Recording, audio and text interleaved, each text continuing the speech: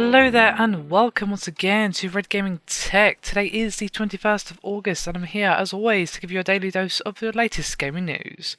Today I have some news concerning the Elder Scrolls Online, as ZeniMax Online has confirmed that they will be charging a monthly fee in order to play the game. Now this was confirmed by game director Matt Ferror, and this was when he was speaking to a GameStar.de, and he said that the studio will not be backing the free-to-play trend and will instead be going for the classic MMO business model of payment upfront and then subscription fee. And he had this to say: "We're thrilled that gamers are looking forward to diving into the Elder Scrolls Online and we're working hard to deliver the game that fans want, one that's worthy of the Elder Scrolls name. Choosing the right business model is part of that. We are going with the subscription model for ESO. We're building a game with the freedom to play alone or with friends as much as you want, a game with meaningful and consistent content, one packed with hundreds of hours of gameplay that can be experienced right away, and the one that will be supported with premium customer support.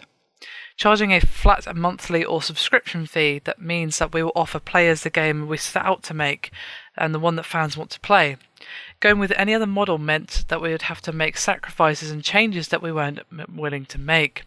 And he said that the studio believes that, quote, "putting pay gates between the player and content at any point in the game ruins that feeling of freedom."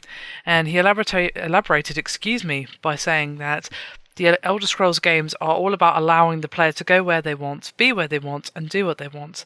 Just having one small monthly fee for 100% access to the game fits the IP in the game much better than a system where you have to pay for features and access as you play.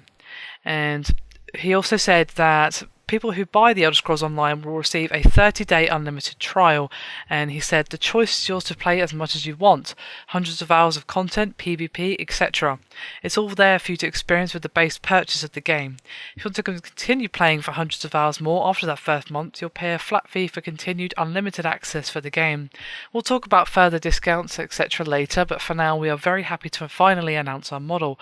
It's very simple. You pay once per month after 30 days and the entire game is available to you." So what are my thoughts? Well, I'm not really sure what to think, in all honesty.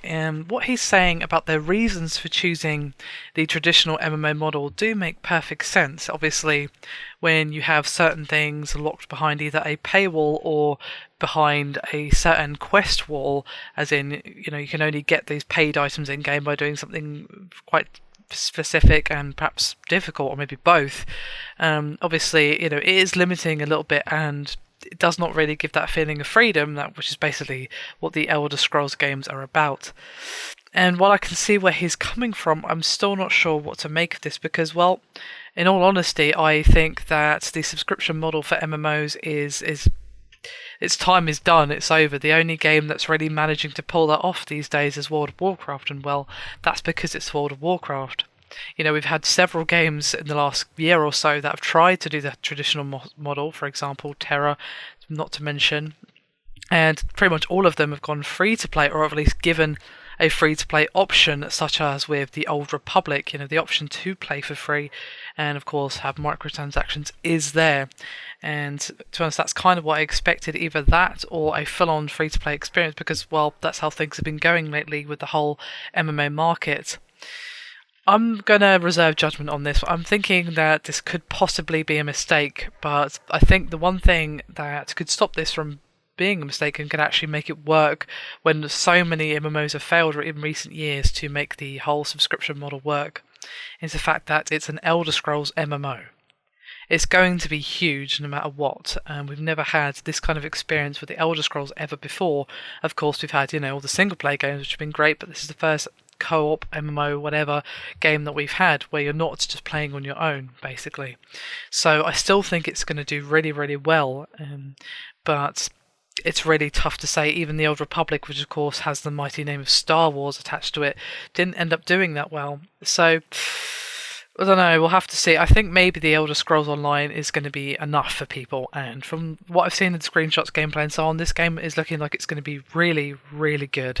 And it's a shame that they've had the subscription model, because, well, personally, I think it's dated, but hey-ho, they obviously disagree. remains to be seen how well this model will actually work out for them, but here's hoping that the Elder Scrolls Online has every success. Anyway, that is me done for this video. Hope you've enjoyed it. Thank you very much for watching. I'll see you next time.